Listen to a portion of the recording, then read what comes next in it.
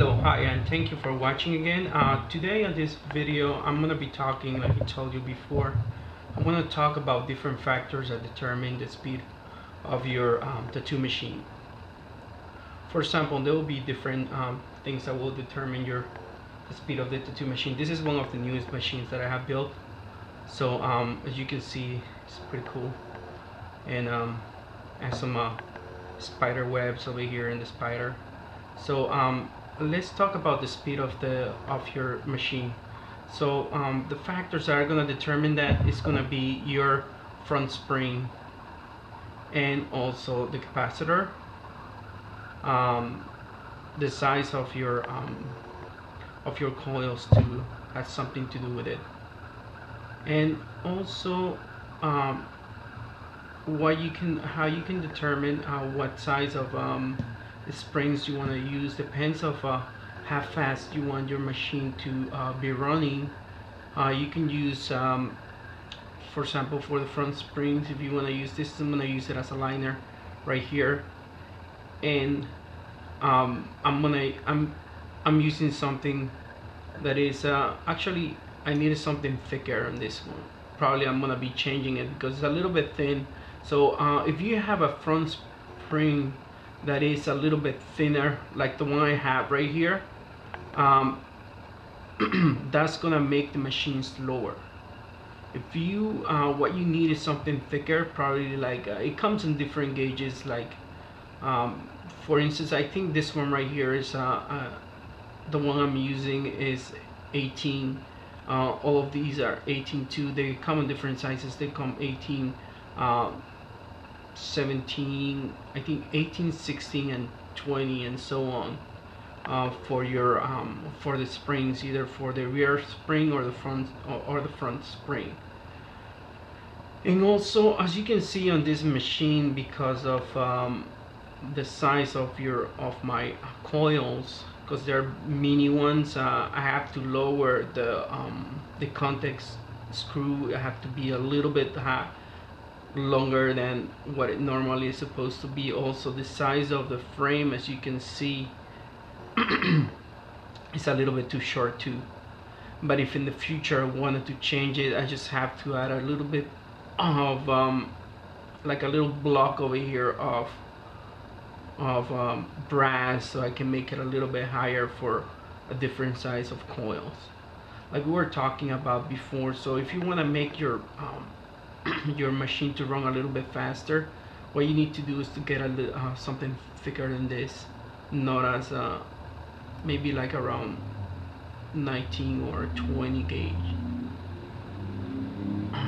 Also, when it comes to the capacitor, choosing your capacitor makes a big difference too. What you also want to need to know is that this capacitors, they come in small, mediums, and large when it comes to picking one for a tattoo machine.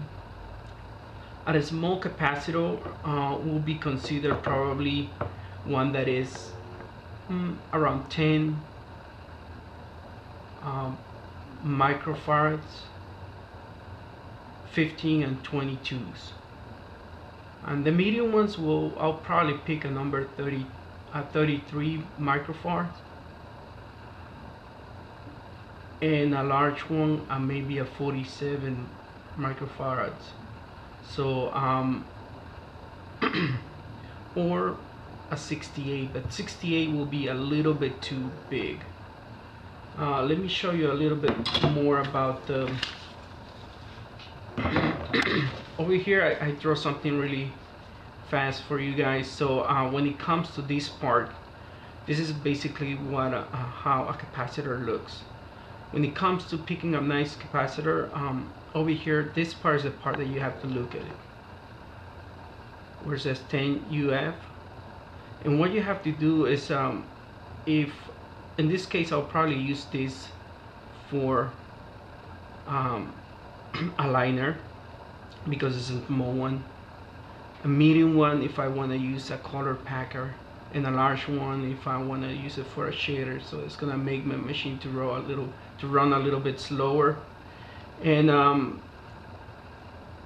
also over here you can see 65 volts most of your machines are never gonna run 65 up to 65 volts, so that's out of the questions. Most of your machines, the most that they're gonna go is up to 12. That's a little bit going a little bit too high on the volts that you're gonna use for your machine. So where you want to stay is in between 6, 7, 7 and 8 and so on, but not higher on the voltage for your machine. Your coils are gonna be shaped like this. If you can see this part right here, it has that little, like, it's kind of arrows. They are not basically arrows, but they look like, and they're gonna have like a little minus sign in it. That's gonna determine where your where this end of your coil is gonna go to which end of the tattoo machine.